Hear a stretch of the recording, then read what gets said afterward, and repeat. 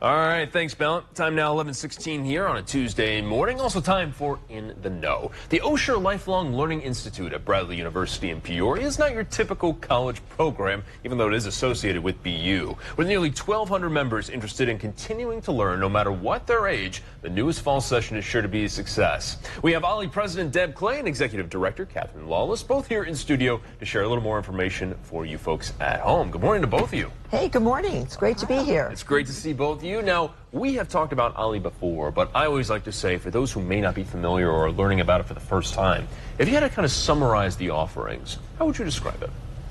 Well, what OLLI really does is gives you a chance to do all the fun things about college, which is taking that class that you always wanted to but wasn't part of your major, and having all the social aspects of being in college.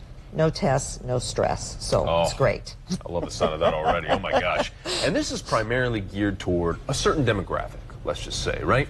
Our programming is aimed toward adults 50 plus, but we do not card. So you can get in, whenever you're ready to come. Wow, okay, I'll take that. So, and are there any other eligibility requirements outside of that, or just anybody who's willing to learn? If you're curious and you'd like to learn new things and meet other people, we'd love to have you. I love that. All right, so we got a kickoff event coming up very, very soon. This is all for the fall. Is it safe to say the fall term? I guess if I were to use the right terminology. Yes. We do, again, like the college thing. We publish a 40-page course catalog. So there are many, many different choices, and our fall classes kick off during the month of October. So we always try to have an event to kick that off, and it's kind of special this year because we're celebrating the 30th anniversary of continuing education at Bradley. You said 40 pages? 40 pages. Oh my gosh. All right, so let's talk about some of those offerings then, because I think someone may hear that and think, wow, okay, the possibilities really are endless. What are some of the bigger courses or maybe things that people might be interested in that you guys have on offer?